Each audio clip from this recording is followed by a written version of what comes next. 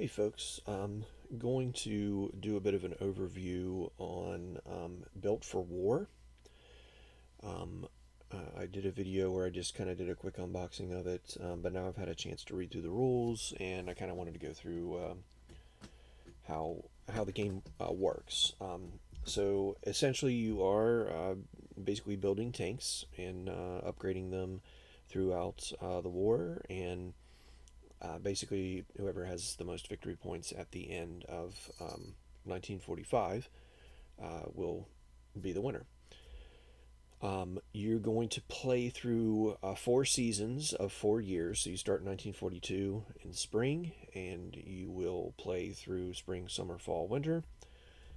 At the end of each year, there will be a scoring phase where each player will score, and then the next year starts.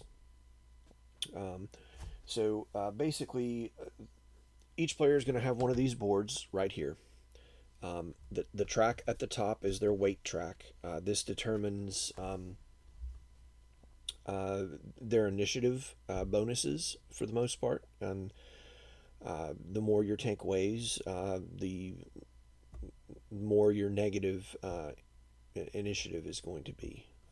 So if you have a heavy tank, you're obviously not going to be very agile or be able to move quickly. Um, if you have a light tank, then you're going to get some bonuses and positives to that. Then you come down here to the actual layout of your tanks. Um, so there are a couple different sections here, and you'll see that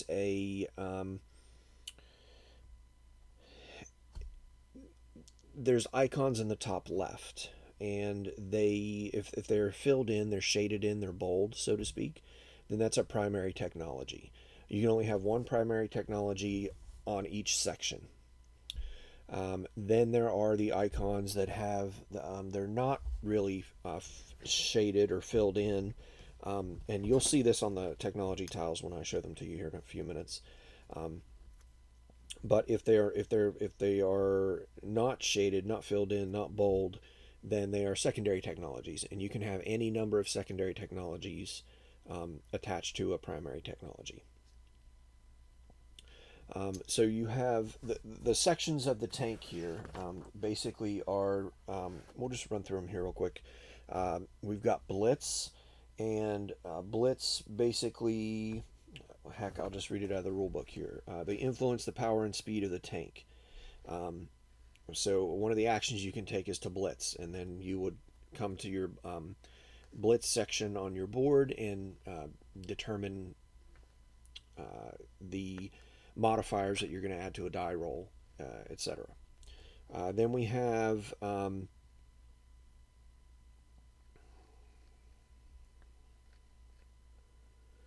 Canon Technologies, which are up here, and that is basically your main gun. So that's going to determine how much damage you do against other tanks.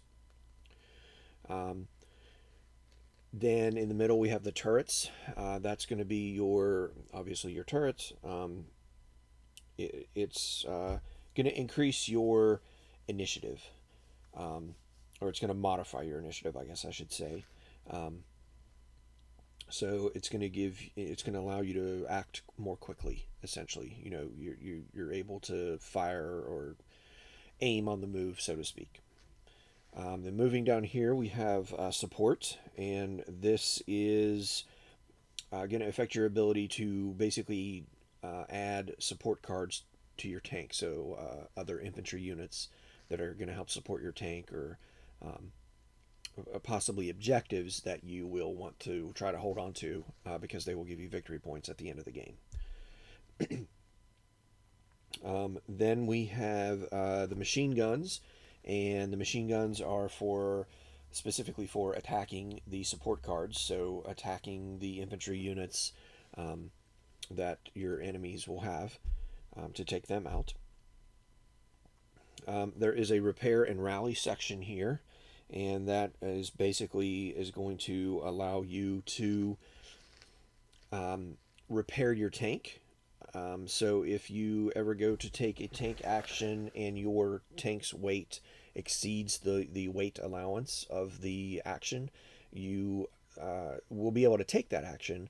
However, whatever action you are taking, whichever, if it's blitz or firing your cannon or whatever it is, you will have to take a malfunction token, I believe is what they're called, and that'll you'll place that over top of whatever action you just took, and to indicate that you basically can't take that action again. You have a malfunction on your tank until you repair it, and you can repair it by taking a repair and rally action. Um, Alternatively, the rally is if your support units are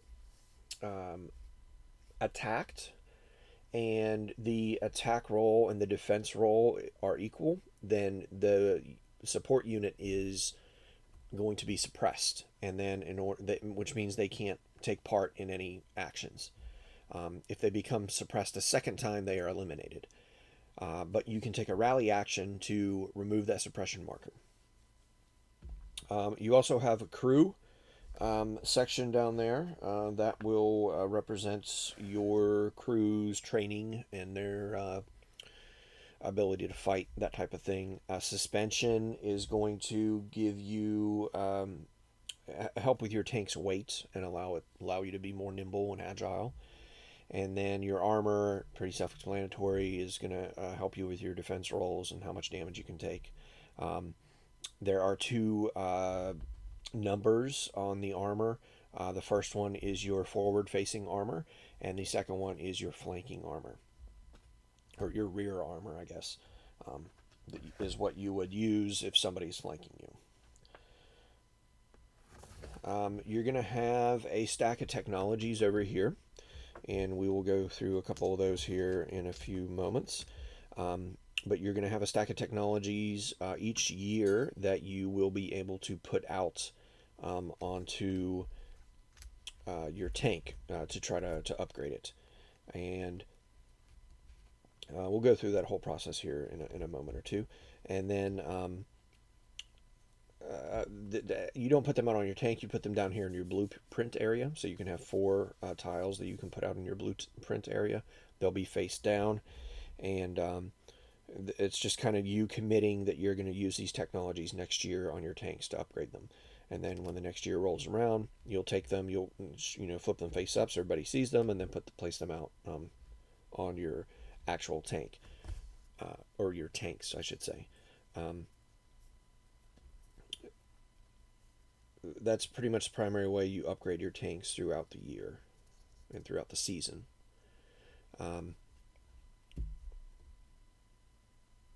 There's a couple different actions, so we'll just run through a quick.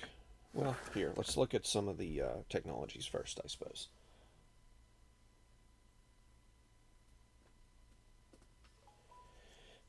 All right, so here is one of the repair and rally. It has the wrench icon in the top left. And there are 2 gears, so mobile repairs. There's 2 gear icons there. So what that means is when you would take a repair and rally action, you can rally a unit or repair a piece of your tank for each gear icon that's present there. So if you had this technology researched, you would be able to repair or rally twice, essentially. But by default, at least for the Americans, you can only repair once. Let's see here. Here's another technology that you could get, and it just is simply you discard this immediately to take an extra action. So it gives you an extra action. Here's a technology that is the support icon, which is the airdrop icon in the top left there. It says draw 3 cards, and then it says auto. So it basically, as soon as you research this technology, which means you put it down in your blueprint area, it immediately goes out onto your tank. You don't have to wait to build a new tank next year. And this is the AM radio. So this would, when it by with it having that keyword auto, that means that as soon as you research it, it immediately gets put into play essentially. Here is a machine gun token. So this increases your machine guns to +2. By default, I believe they're just +1. And you'll see there that it's filled in, right? So the icon in the top left is bold. So the icons on all the other ones so far were bold as well. Um, there's no icon on this one. If there's no icon, it's an auxiliary technology, and there are many spots for you to place auxiliary technologies down. Here is another one. This is the Christie suspension. So this goes onto your suspension section, and you can see it decreases your weight by 3. So that's the weight symbol in the top right. When you would build this onto your tank, you would decrease your weight by 3 up on your track on the top of your board.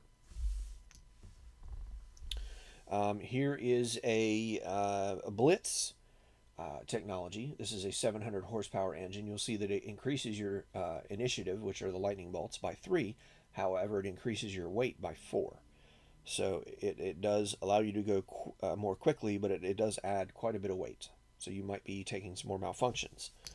All right, let's see here. Okay, here's a secondary technology. You'll see how the icon in the top left is sort of faded, and it's not bolded, it's not filled in. This is the MB gearbox. So this would go on a Blitz section, and this would be a secondary technology. So you could have as many as these as you want. Versus the other ones that are filled in, you can only have a single primary technology at all times per section, I should say. And you'll see this increases your initiative by 1 and increases your weight by 1. Here is another one.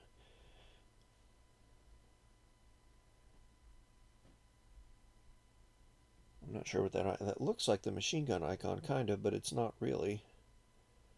Oh no, it's armor. That's the armor icon. So this is a secondary armor icon, auto. So as soon as you research it, it goes out, and it increases your primary armor by 0. Your forward-facing armor by 0, but your rear-facing armor increases by 1. So it helps you out on your rear end. Let's see if I can find a couple more here that are.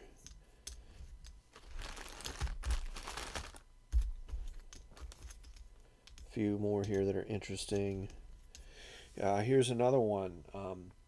Again, there's no icon on the top left, so this is an auxiliary technology, and it can go in one of the empty squares on your board that has no icon, and it just decreases your weight by 2.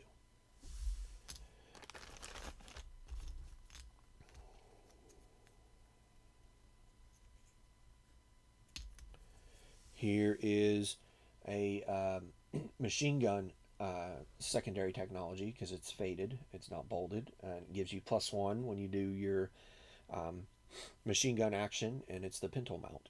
So there's all those types of different technologies that you're going to be able to research, and when you research them, you're going to have a stack of these. I believe it's 4.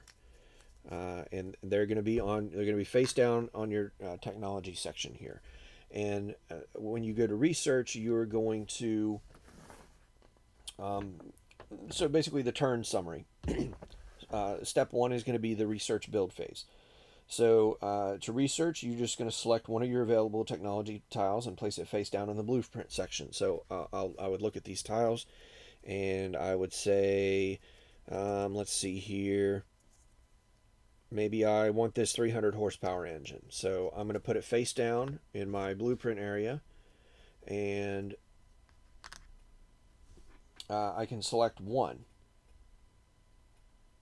You don't let anybody else know, etc. You cannot research a technology that you already have, so there is that sort of little caveat there. And then you can build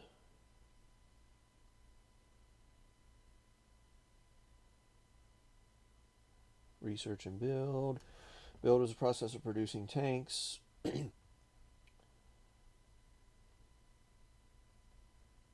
First, you reveal all face-down technology tiles in the blueprint. A player may discard any technologies from their blueprint they wish instead of adding them to their tank.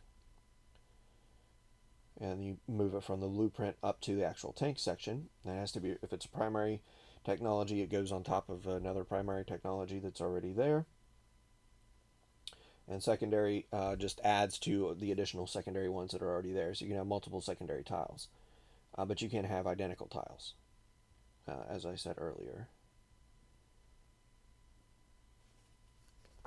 We talked about the auto and the discard. So that is the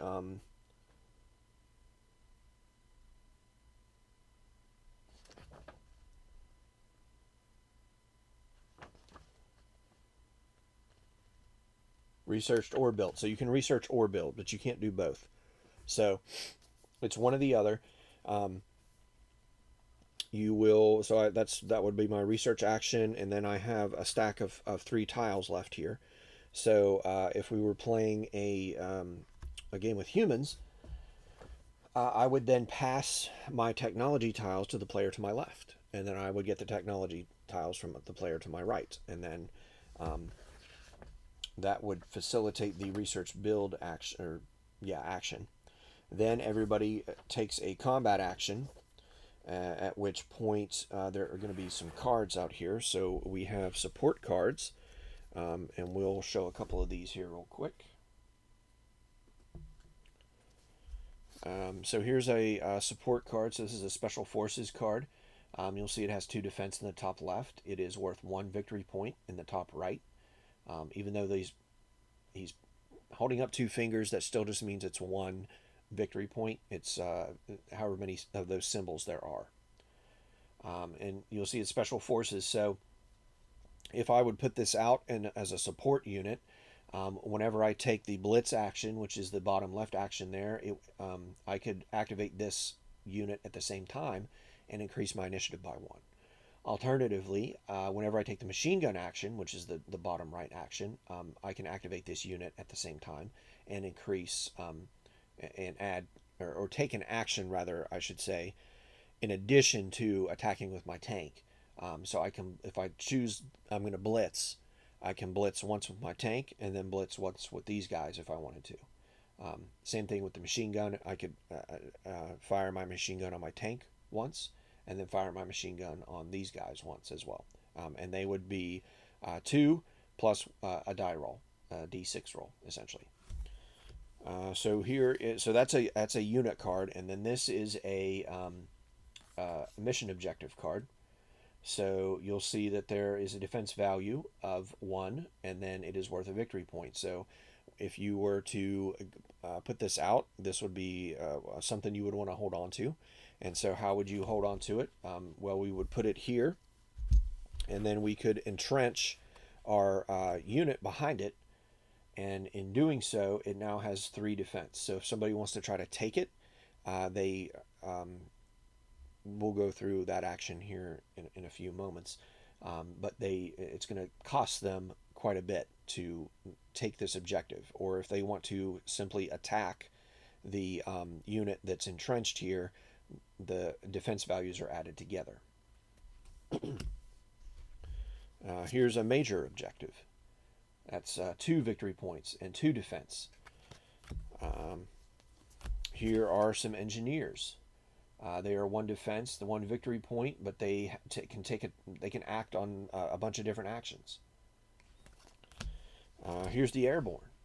They have 2 defense, 1 victory point, and they have a couple of actions they can take. And you'll see they have a green lightning bolt to the right of the unit type. The green lightning bolt means that as soon as you would play this out, your initiative would immediately go up by 1. Here are some conscripts. Again, these are just different support units that you can put out to help. Here's an anti-tank gun that gives when you take a cannon action, you can take a cannon action with this as well, and it's +4 to whatever you roll on a d6. So that's pretty good. So these support cards, these are all going to be shuffled, and they're going to be out on the main board here, and I will show you that. I want to show you some of the action cards first, though. So We're going to look at a couple action cards here. So these are going to be actions that you're going to be able to take from when you do the combat action. So here's Burn Tread. Burn Tread says that you can select any action that's out, or actually any action. It doesn't have to be out.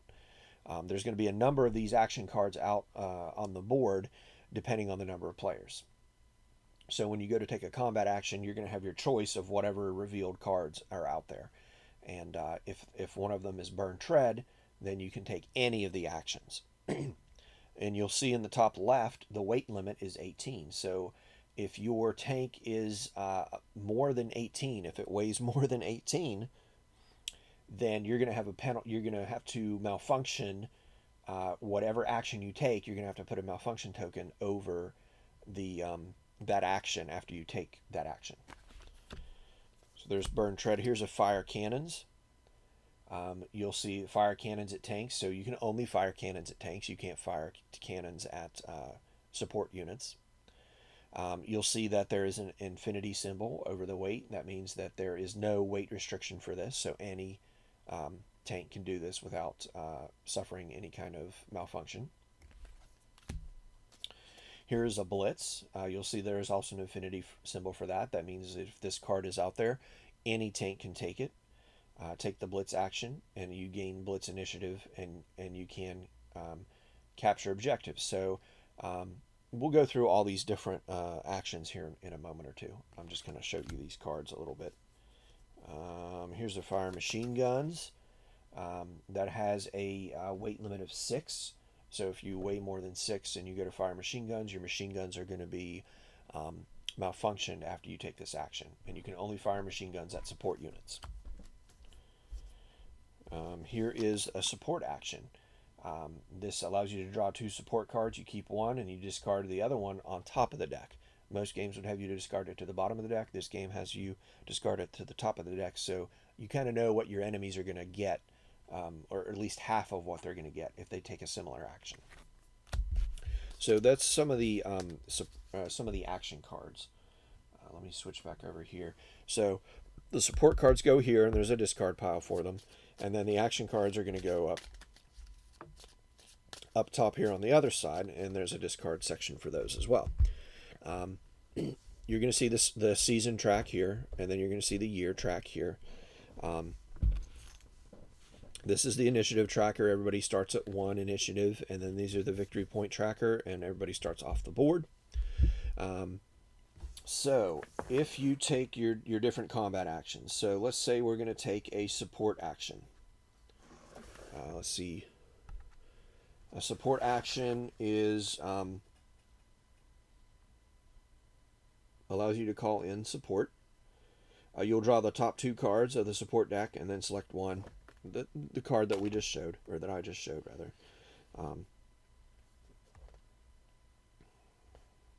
If you, like I said, you could draw, when you draw those support cards, they could be units or they could be the objectives that you have to try to hold on to.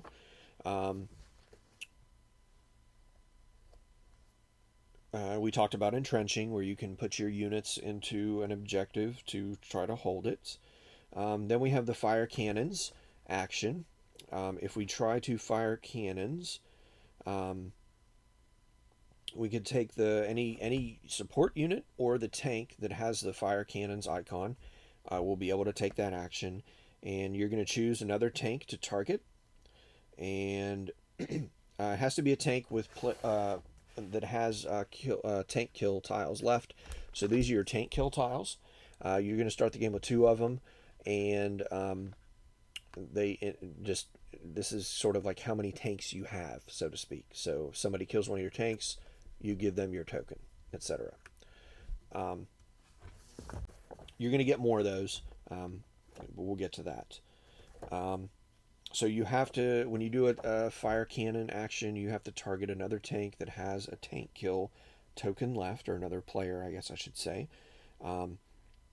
You will determine your attack roll.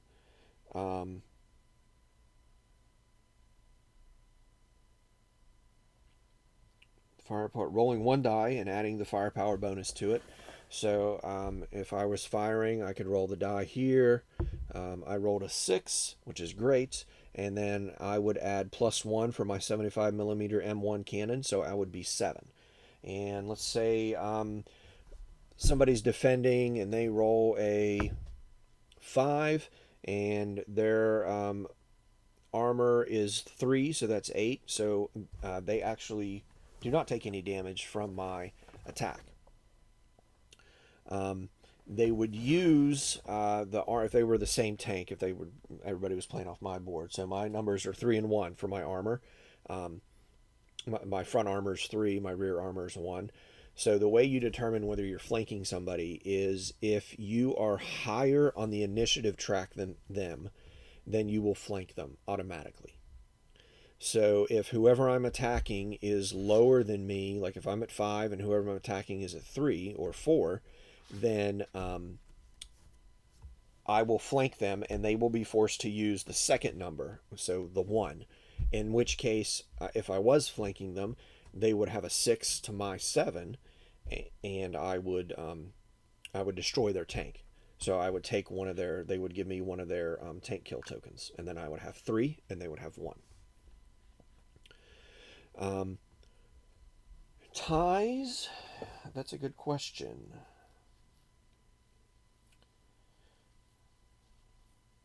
Ties do not matter. Ties break in the defender. Oh no, greater than or equal to the defense. The active player destroys it. Never mind. The attacker wins ties. So that's the fire cannons. The thing to kind of remember about fire cannons is that you can then overwhelm. So if you kill a tank, was greater than the defense. Yep. If you kill a tank, then you can take another fire cannon's action with your tank again. You can target another tank or another player, the same player, etc. You can basically keep overwhelming until you fail. So there is a bit of push your luck. You're not really pushing your luck because there's no negative effect really, other than you could possibly not kill a tank. Support units that may also fire alongside your tank. So if I took a fire cannons action and I had a support unit, a card out that also had the fire cannons icon, I could attack with that unit as well. And that would be the same thing. I would roll the die, and then that icon, the fire cannons icon on the card, would have a number beside it. I would add that number to the die roll, and that's how much damage I would be doing. Support units can only fire once; they never overwhelm. So only the tank can keep on going if they're successful. We talked about flanking, bonus production. So we talked about getting the tank kill token. So if you kill their tank, you take their tank kill token, or rather, you don't take it; they get rid of it. And then, if you successfully kill at least one tank with a tank, you will get a tank token at the end of your turn, or a tank kill token at the end of your turn. So you're not taking somebody else's token. They are just discarding their tokens as you kill their tanks, and then you could get a maximum of 1 per turn, basically, if you kill a tank with one of your tanks. Killing a tank with a support unit does not give you a bonus tank kill token. They do make note in the rulebook here of high explosive ammo, which is one of the upgrades for the fire cannons, and that will allow you to actually target a support unit with your cannons. So that is just something to note.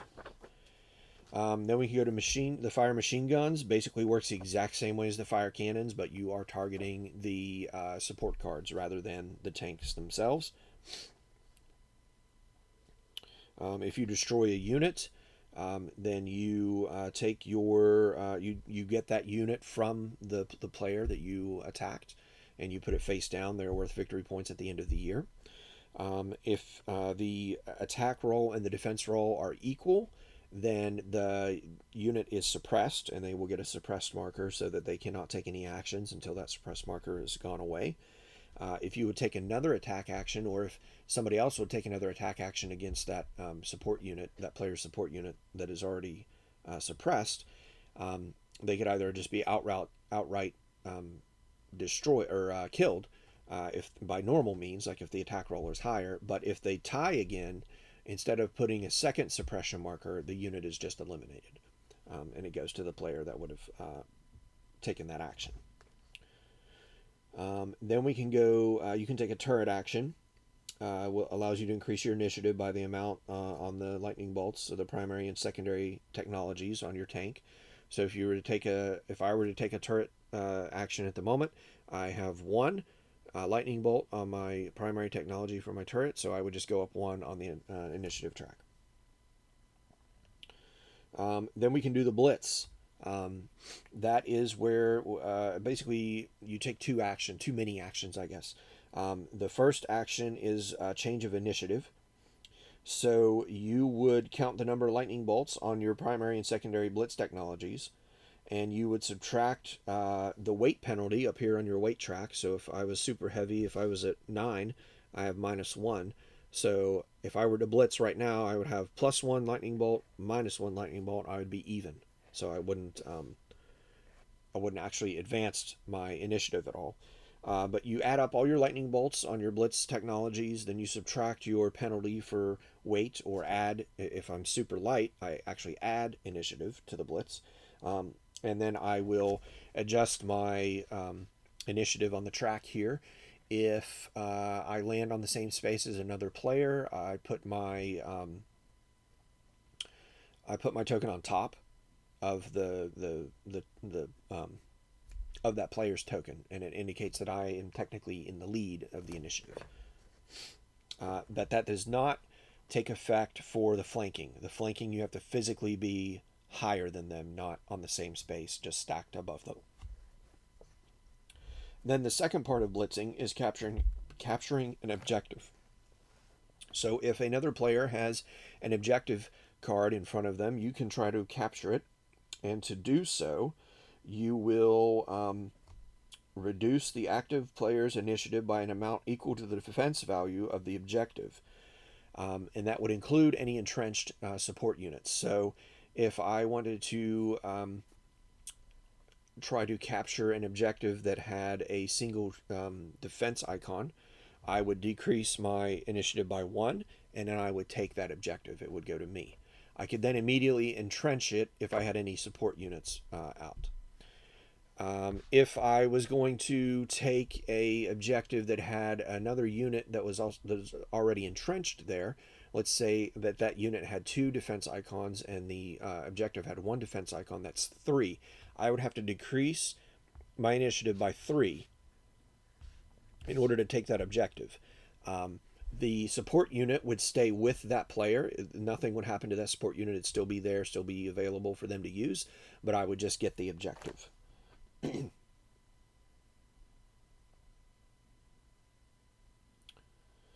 You cannot voluntarily decrease your initiative below 0. So in the case with the 1, I would be able to decrease it down to 0, and then I'd be fine. I could still do that. But if it was entrenched, I would not be able to, because I could not decrease below 0 to actually capture that objective. Then you have the repair and rally, and that's where I talked about using the gear icon. So for each gear icon on your repair and rally, you can repair one piece of your tank, or rally one of your support units that has a suppression marker. And then if all else fails, let's say none of the actions out on the board that you want to partake in, you can call out desperate measures. And when you do that, you reveal the top card of the action deck, and you have a choice. You must either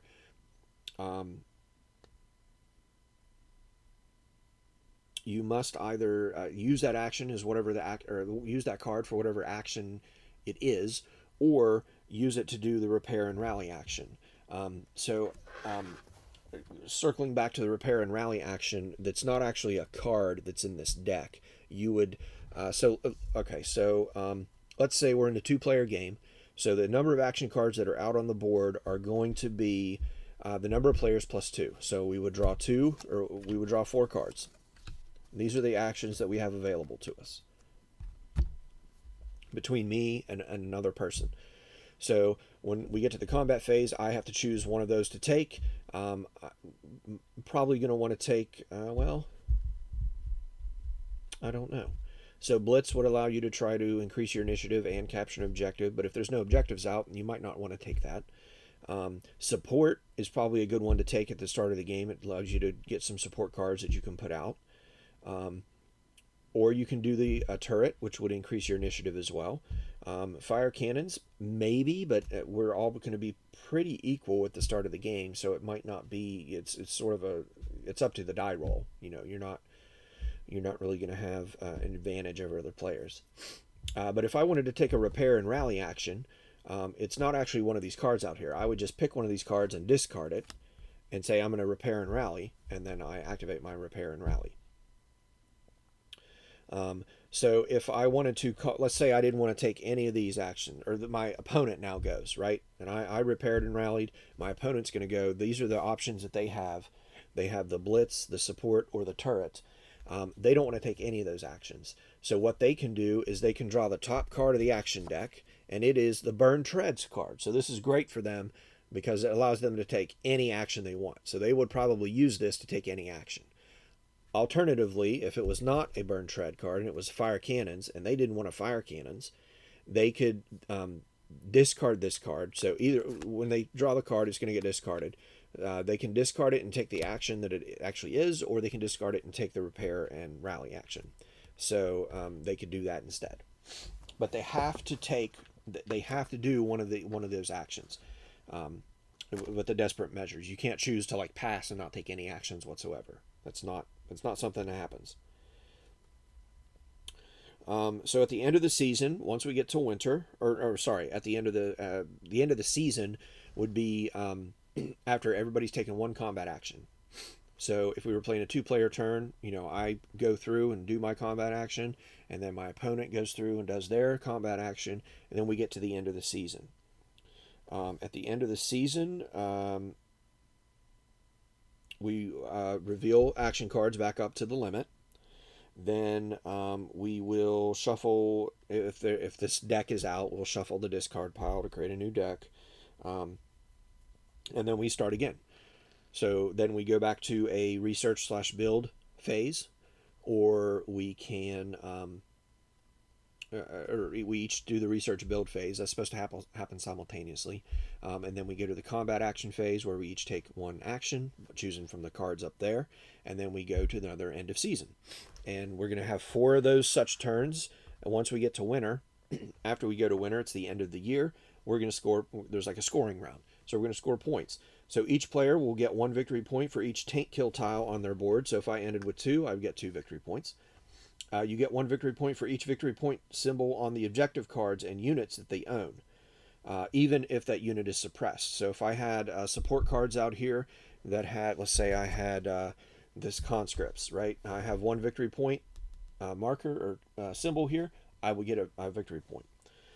Then I get 1 victory point for each enemy support unit I destroyed. So if I attacked and I had any face down support cards here, from killing them from my opponents, I would get 1 victory point for each face down one I have here as well. Then we go to victory points from initiative. So after we've done all those basic victory points, in initiative order, a player can choose to spend initiative to score victory points. So in 1942, 1 initiative will get you 1 victory point. So you can decrease your initiative a number, just not below, I'm pretty sure you can't, not below 0, to get a victory point. In 1943, it costs 2 victory points per 3 initiative. So if you decrease 3 initiative, then you would get 2 victory points. For 1944, it is 2 initiative for 1 victory point, and for 1945 it is 3 initiative for 1 victory point. So it keeps getting harder and harder and harder, or you have to spend more and more and more, I guess. Um, then after that scoring, or that choice is done by all players, the year marker goes to the next year. The season is reset back to spring. Each player will get 1 additional tank kill tile, which they will place on their board. And then you may flip your doctrine tile. So this one thing I did not talk about. Each side has a 2 different. Actually, they're the same. They come. It came with 2 tokens. I'm not sure why, but each side has a doctrine token, and I'm going to show you. This is the USA's doctrine token. It's 2-sided. So at the start of the game, you decide which side this starts on, and you get the bonus. So I could take this doctrine, which is a +1 tank kill tile at the year start, called mass production, or I could take motor pool, which adds a d6 to weight allowance. These are all explained in the rulebook. There's a nice little player's aid and everything. But at the end of the year, you can flip that to the other side if you would like to change it, or keep it the same. You can also then rearrange your entrenchments of units, or entrench units into objectives that weren't already entrenched. And then you start another year. Once you transition from 1943 to 1944, the technologies get more advanced, and there's a whole different set of technology tiles that you're going to be drawing from. When that happens, you essentially, any blue technologies you still have left go away, and on your blueprint, I think your blueprint clears off at the end of the year too. Maybe not though. No, they stay there. But when we go from 1943 to 1944,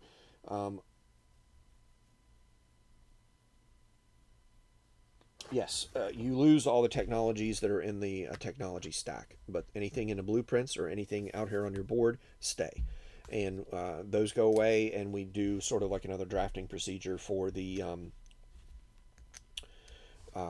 orange tiles. Maybe there's no drafting. Doesn't look like there's drafting. You would think there would be drafting, though. That would be interesting. Might try to implement that. And you basically keep playing. You play through 4 years of those 4 seasons. And then there's a final end game scoring. Most tank kill tiles gets 3 victory points. If you have no tank kill tiles, it's -3, and they have that printed on the board there for you.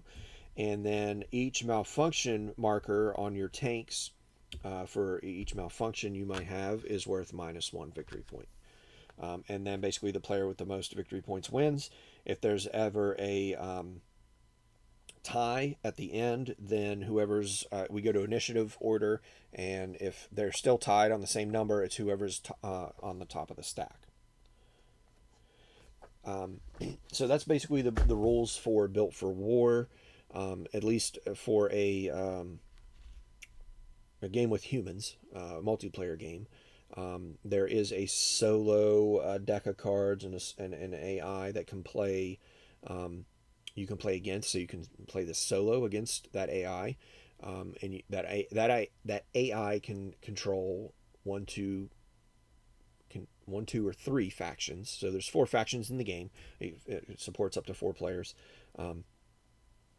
Or you can even use the AI in a human game. So if you're playing with 2 people and you want to add a 3rd player, you can add that AI in there and take advantage of that. It doesn't have a board, and it has a whole reference sheet with how it acts and what it does and focuses and stuff. It did not look too terrible to figure out how it works, but it's definitely something that I'm going to look into, because I do want to try to play this solo probably this week sometime. But that is Built for War. Seems like it's going to be a lot of fun. I definitely want to play this with a couple people. I want to play it solo just to see how it fares and how I do. Might even give me a leg up when I play against other players, but we'll see. Anyways, that is Built for War. This is from Mr. B Games. This is one of the games that I picked up at Gen Con 2022. Thanks for watching, guys.